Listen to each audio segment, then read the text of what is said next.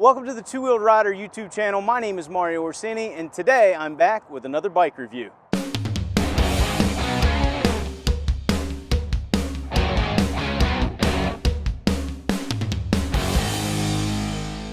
Today I've got the 2018 Ducati Hypermotard 939, courtesy of the good folks up at Ducati Winchester in Winchester, Virginia.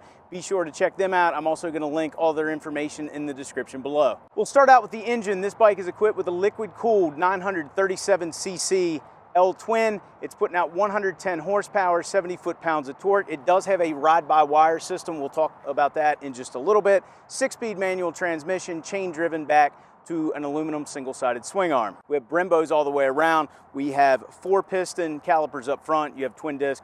You also have Brembos in the back.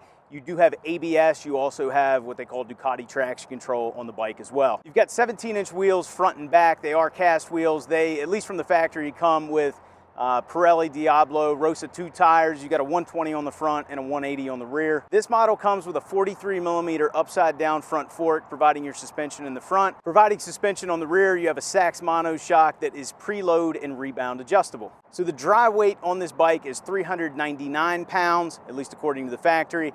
And the wet weight on this bike is right around 450 pounds. It does have a rather tall seat at 34.2 inches. And lastly, Ducati has outfitted it with a 4.2 gallon fuel tank on the bike. So those are some of the specs. Now we're gonna take it back over to the garage. I'm gonna show you some of the features on the bike, how some of the things work, and then we're gonna take it out on the road and get my thoughts and the thoughts of Kristen from the passenger point of view. Now I got the bike back over to the house. A couple things I didn't mention about it. It has stainless steel brake lines. Obviously you have the red steel trellis frame. This bike also comes equipped with a slipper clutch. Down here in the foot pegs, you do have rubber inserts. You can pop those out. If you're going to be riding this thing on the street like most people are, I would say you just leave them in there. It helps with the vibration dampening. And even though I already mentioned the single-sided swing arm, just want to give you a quick look at that because single-sided swing arms always look sweet. You have a pretty tidy tail section back here. I guess you could maybe get some sort of cleanup kit for it, but I think it looks fine as is. All right, so this handlebar setup probably looks pretty familiar. It's not much different on the Monster or the Scrambler models. Same thing that I nitpicked on, I believe it was one of the Scramblers. I have a little bit of trouble. This is your horn button and this is your menu button, which I'll show you in a second. You have to reach over top of the horn button, so with your glove on, it is kind of easy to tap the horn button. It would just be nice if there's a little bit more space there. Maybe the button was somewhere else, so you wouldn't inadvertently hit your horn button. Over here on this side, you have your starter button and your kill switch. Obviously with the kill switch engaged, there's no way to hit the starter button. I still think this is a pretty trick setup, and I'd like to see more manufacturers use that. All right, so turning on the dash, you can see it lights up Ducati Hypermotard. You have your full odometer here, and then as we toggle through, you can see we have trip odometer 1, trip odometer 2, average miles per gallon. There's your fuel consumption. And I actually reset this before I filled the tank up last. You can see I'm getting 44.6 miles per gallon. That's your real-time miles per gallon. We're not moving, so we're hitting 0. There's the average speed. There's your trip time if you want to set it. And now we're back to the total miles on the odometer. Right here in the center section, you can see that is the engine temperature. I hit this button, I can get outside air temperature. I can also get the time. I'm not actually shooting this at 5:49 a.m. We just haven't reset the clock on it. And now I'm back. Really pretty easy to read, decently large gear indicator. It's very easy to read when you're going down the road at speed. Same thing with your miles per hour readout.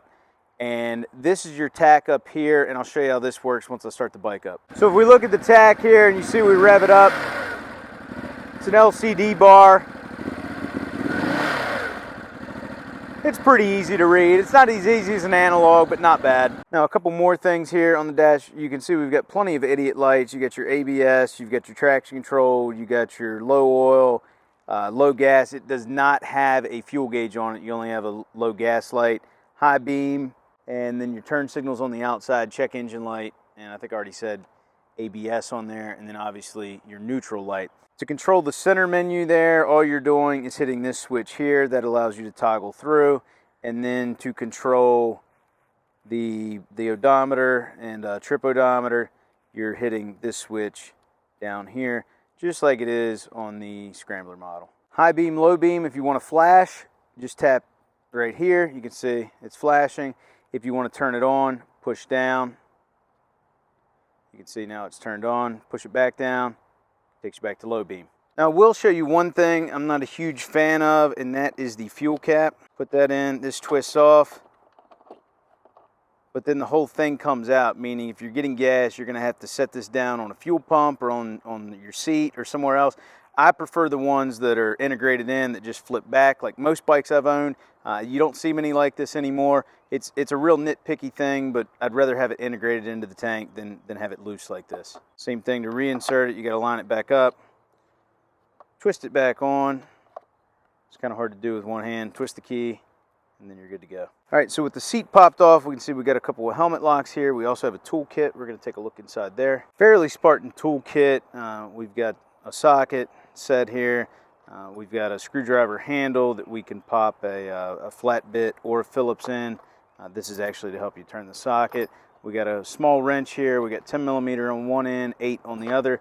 A couple of Allen keys and a fuse puller. This little baggie back here in the back has your lock tumblers in here. These can be put into a set of hard bags or top case or whatever you want to put on the bike. That way they're keyed alike to your ignition key. In case you were wondering how these helmet lock cables work, you've got some straps here. You can loop them through and put the seat back on the bike, and then obviously loop your D-loops through there and your helmets will be secure. Hey guys, so Mario and I went out on the bike tonight and had a pretty good ride overall. Thought it was pretty fun being a passenger on the back. A couple things I noticed. So the seat was fairly comfortable, pretty forgiving, moderate amount of padding, not too tough. The one thing I did notice was that I felt like I had a forward riding position a bit. So the pegs felt a little shifted behind me. So overall, I thought it handled great, had a lot of fun, really enjoyed riding it.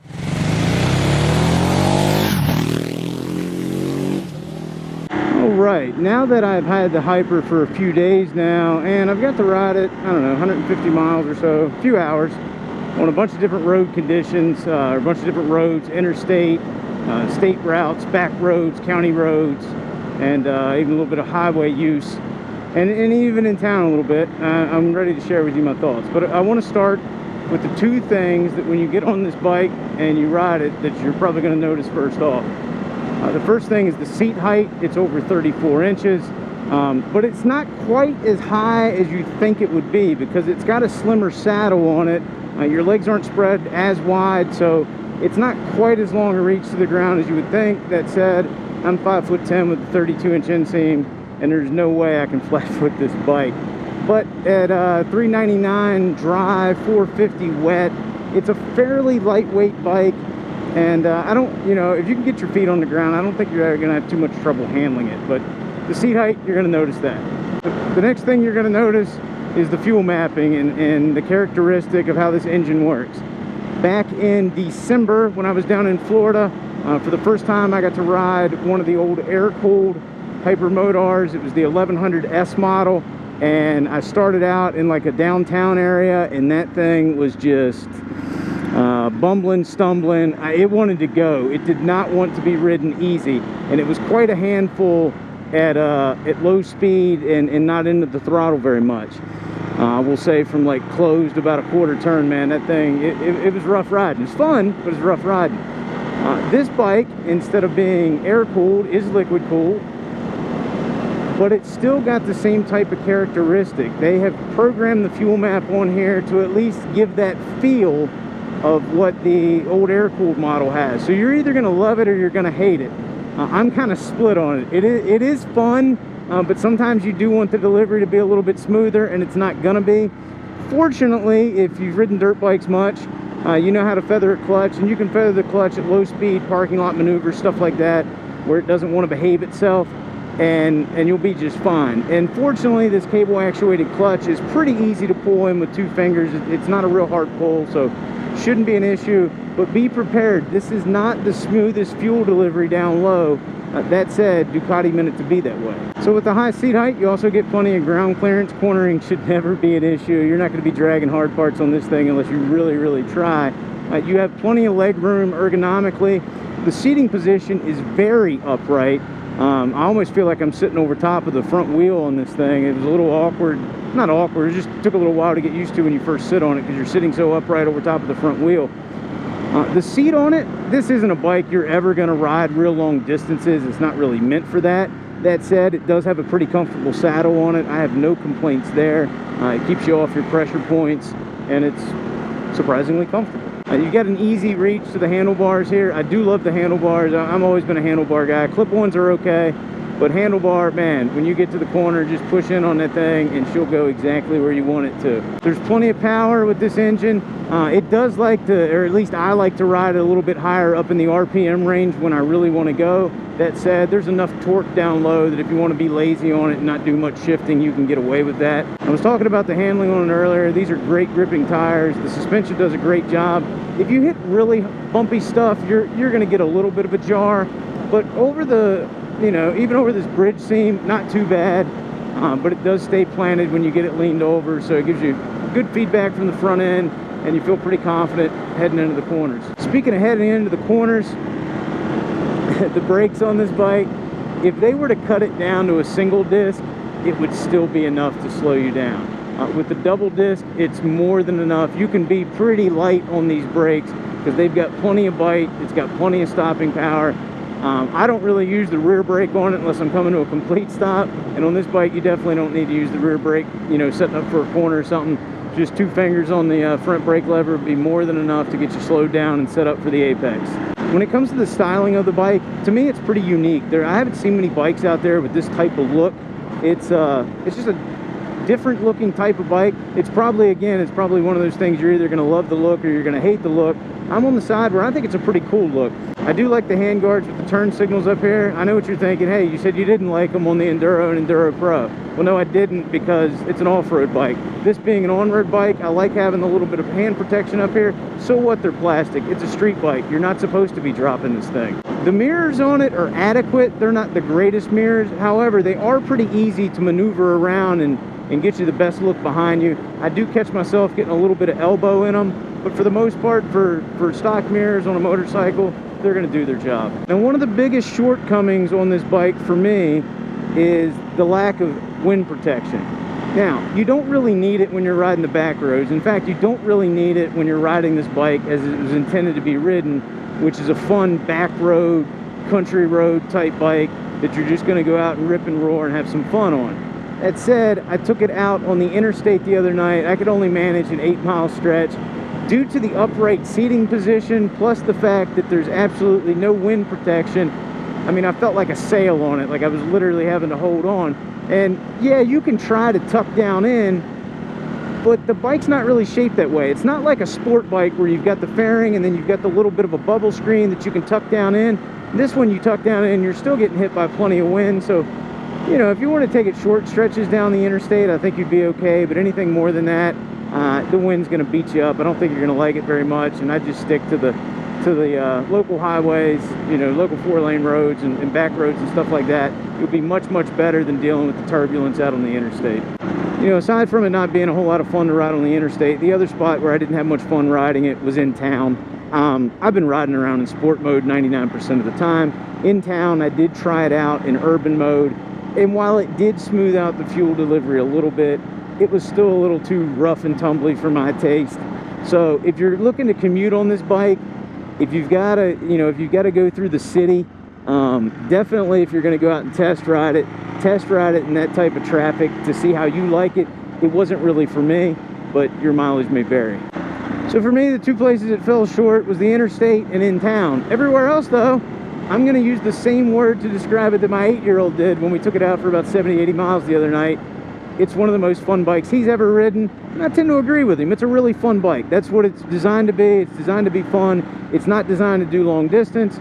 Despite the fact that Pete Moravec was taking it around VIR, it wasn't really designed to be a track bike, though he had a blast on it, so maybe you could turn it into a fun track bike. But it was designed to be a fun motorcycle.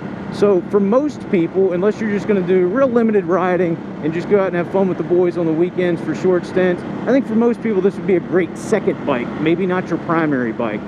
Personally, I like a touring bike as my primary bike. Some guys are going to like cruisers as their primary bike. Some guys are going to like sport bikes. Everybody's got their preference. But for me, this would be a fun second bike to have in my garage. One last thing about the Hypermotard. It's a wheelie-happy machine. So when you're exiting that corner, before you crack that throttle open, make sure you've got the bike pointed in the direction you want to go. Otherwise, it's going to be kind of hard to steer with the front wheel off the ground. Of course, I wouldn't know that from experience. That's just what I heard. All right, guys, so those are my thoughts on the 2018 Ducati Hypermotard 939, but you don't have to take my word for it. I suggest you go ride one yourself. In fact, you can ride this exact bike if you're up by Ducati Winchester in Winchester, Virginia. This is one of their demo models that is available to ride. Hope you guys enjoyed today's video. If you did, please give it a big thumbs up. If you're not a subscriber, consider hitting that subscribe button, because if you like motorcycles, this is the place to be. If you've got any questions about this bike, or something maybe I didn't cover you'd like a little bit more detail on, let me know in the comments section below. And as always, I'll talk to you again soon.